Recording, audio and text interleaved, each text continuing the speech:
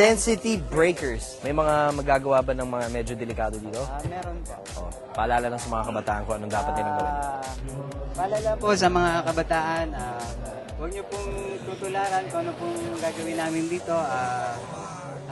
Ito po ay ginagawa lang po ng mga professionals. Kami po ang The Intensity Breakers from Lipa City, Batangas. Nagkakilala po sa isang community park.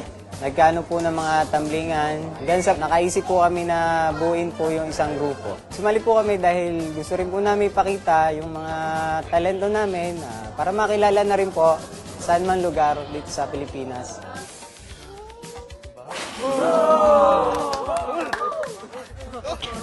Pasok.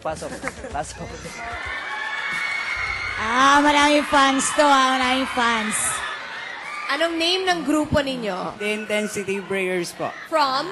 Lipa City, Batangas. Oh! Wow. Lahat kayo Batanggenyo? Apo. Go for it. Thank you po.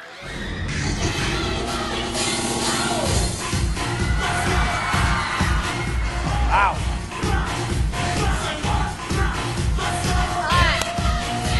Bongga!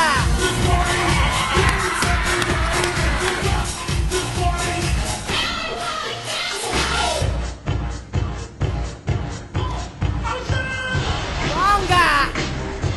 3, 4, oh!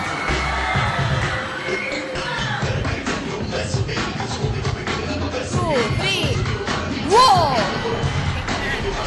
Oh, ito. Oh my God! Whoa!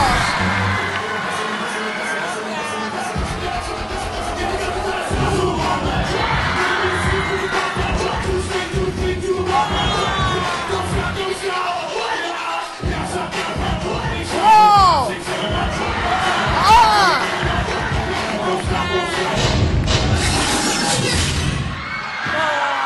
Mabuhay ang mga Batanggenyo! Mabuhay!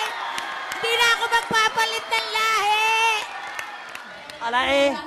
Napagalagang galing eh. Grabe, feeling namin ilang beses na namin nakita yung ganyan. Pero yung hula hoop, ibang level. And yung linis ng mga pagtatumbling at pagka-cartwheel na sunod. Tapos yung ganong katataas, may bago kayong napakita sa amin. Salamat po. Ayan na naman, nakakita na naman ako ng taong tigre. Sumusuot sa hula hoop. Di ba dati animals lang gumagawa yan? Definitely, you brought dancing to a new level kaysa yung street dancing and Correct. tumbling. Ang ganda ng choreography nyo. Ang Salamat. gandang tingnan. Thank you po. Yes! Good Thank you luck! po, thank you. Ako, proud akong Batanggenyo ako.